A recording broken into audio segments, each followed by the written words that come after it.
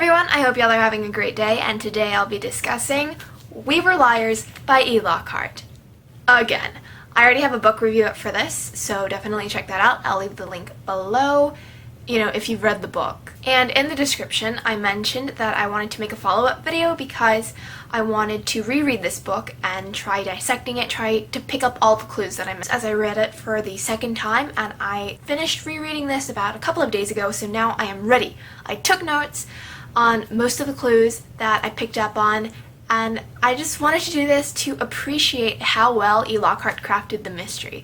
I know a lot of people guessed the ending, but I didn't. I was completely shocked. So, I'm always wondering, how do mystery authors do it? How do they know when a hint is too obvious or not?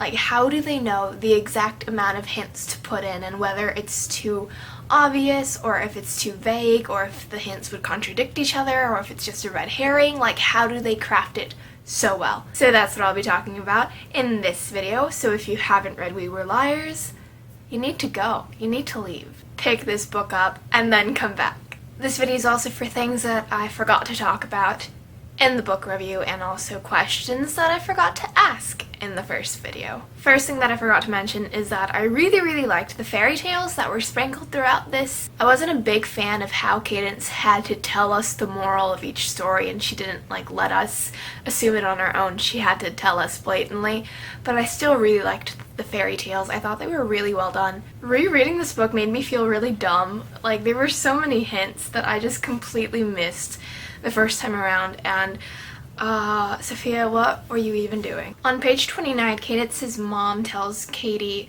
silence is a protective coating over pain, and it's sad to think that that rule even applies when it's the children that are killed, when the teenagers are dead.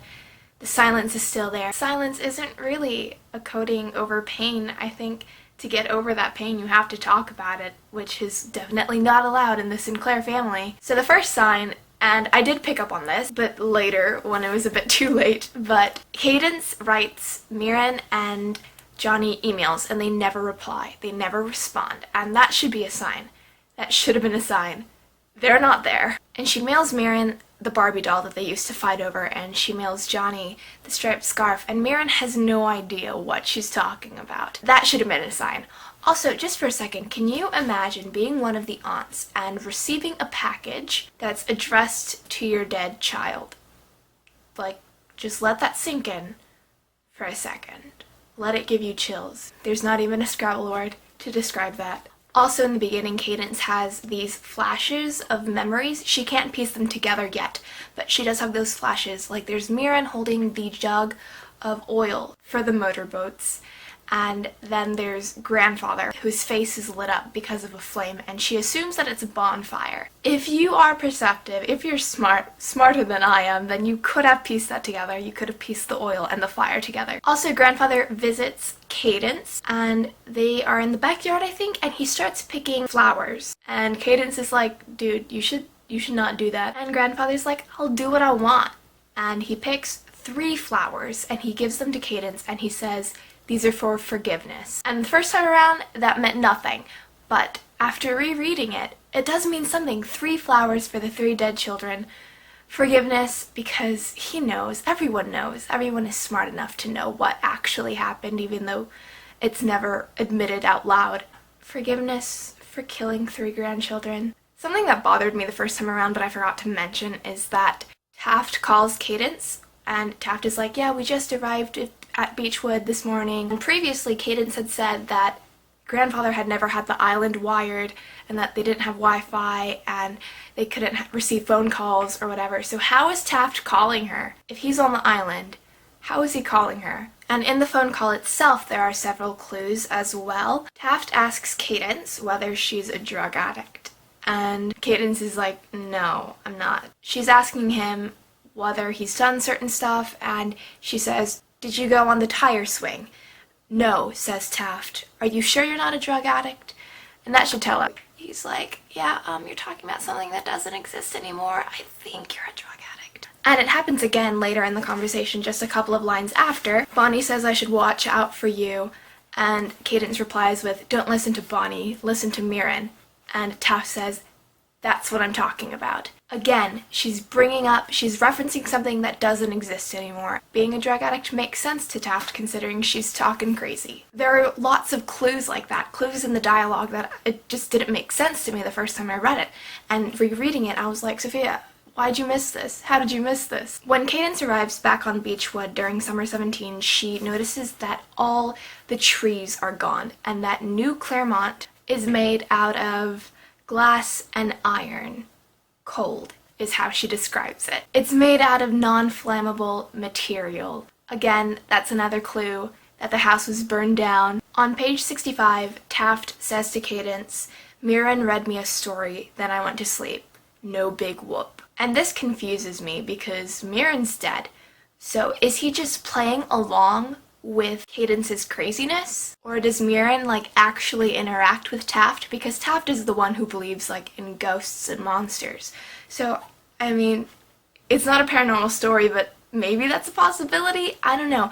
It's more likely, I think, that he'd be playing along with Cadence's craziness, but I don't know. What do you guys think? And then later, Liberty says, "Bonnie's obsessed with the dead things." Why could that be? Another clue that I didn't pick up on. Another clue is that when she finally meets the liars, who by the way aren't with the main group, that should be another flag, but when she sees the liars, they look the same. "She's still our Katie," says Mirren loyally.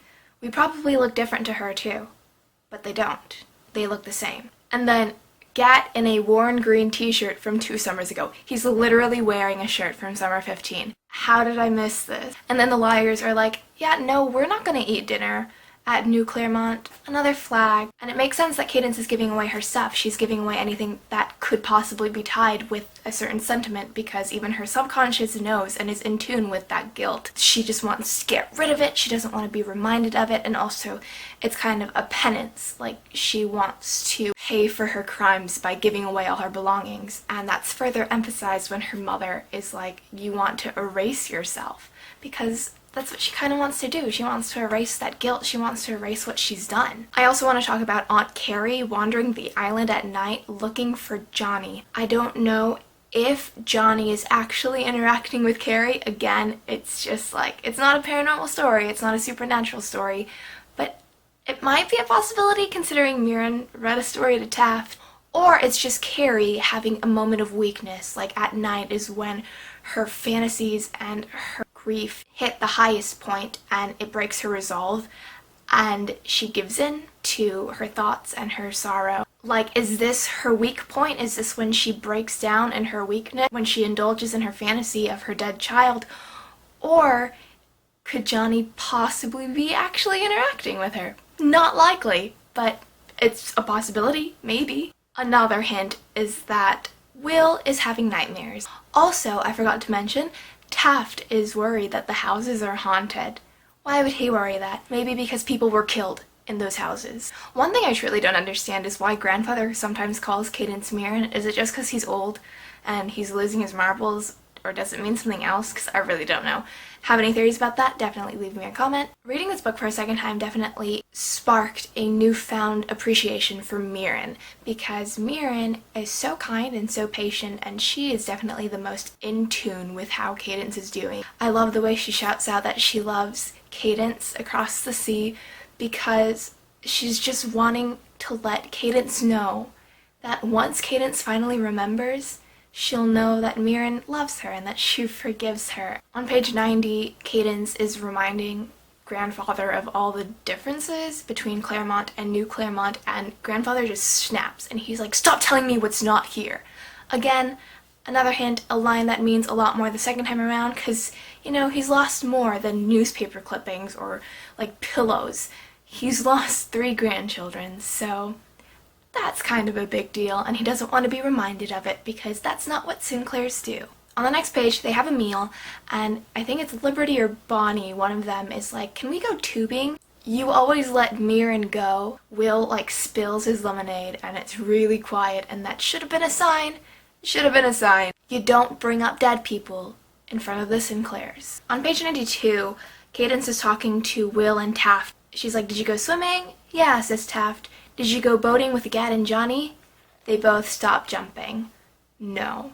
So they stop what they're doing. Because again, she's talking crazy. She's bringing up dead people. Page 93, Mirren says, I promise you she's not setting foot in Cuddledown for the rest of the summer. She's been trying to get out of this place for years. That's a sign too. On page 99, it says, look at the aunties now, summer 17. Here in the Japanese garden of New Claremont, Mummy has her arm around Bess, who reaches out to slice Carrie a piece of raspberry tart. So Cadence is observing this bonding moment between the aunts. And the thing about this scene is that in its own twisted way, Cadence's purpose was actually fulfilled. It's not in the way that she expected it to be, it's not in the way that she planned it to be, but the family did grow closer because of the fire. Cadence says that the liars are never up to go anywhere, and I wonder why that is. Is it because they can't stray too far from the island, or is it because it takes too much energy, I guess, to leave the island to go extended places? Or, I don't know. And also, are they actually there? That's probably one of my biggest questions. Are the liars actually there, or are they just in her mind? Because part of me actually thinks that they're there. Like, Cadence is saying what a mess Cuddledown is. Cadence says, we eat lunch on the roof most days. I suppose they do it when I'm ill, too. Every now and then a bottle rolls off the roof and the glass smashes. In fact, there are shards and shards of splintered glass, sticky with lemonade, all over the porch. Flies buzz around, attracted by the sugar. That makes me think that the liars are actually there, that they're actually moving around these objects and doing whatever. But then again, maybe Cadence is doing that stuff, or another option is that Cadence is just imagining that stuff.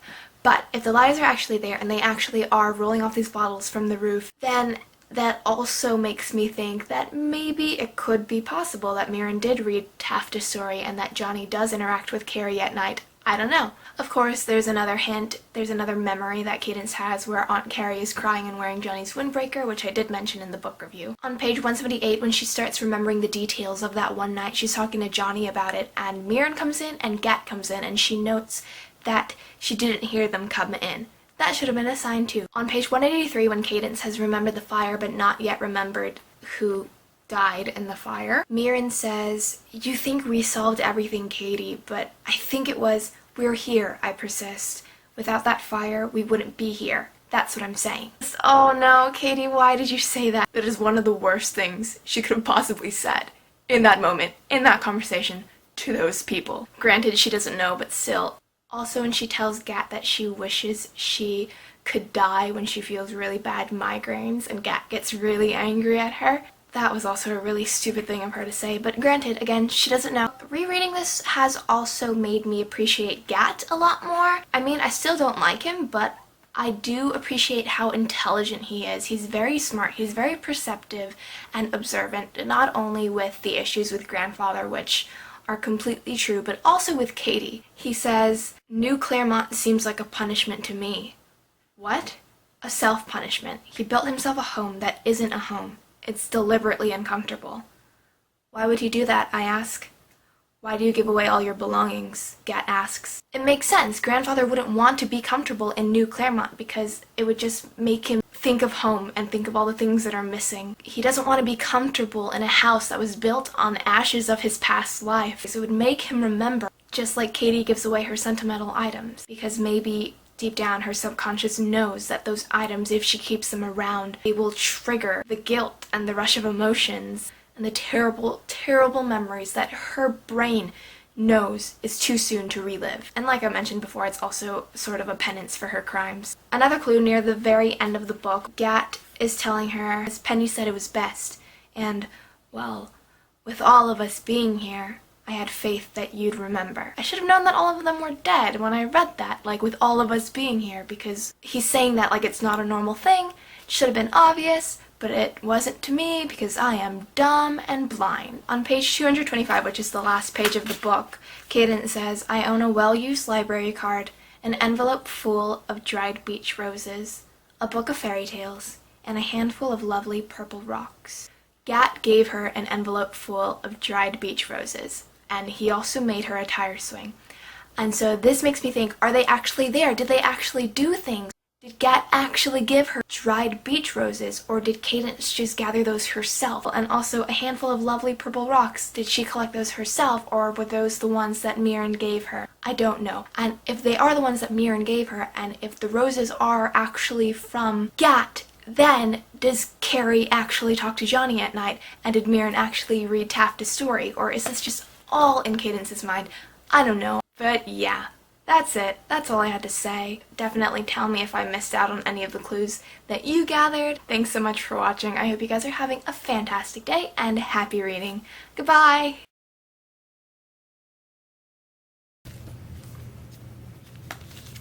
There we go. I'm wearing a flower crown. Am I a white girl at a music festival yet? It's like there's Mirren holding the jug of oil for the motorboat. For the motorboats.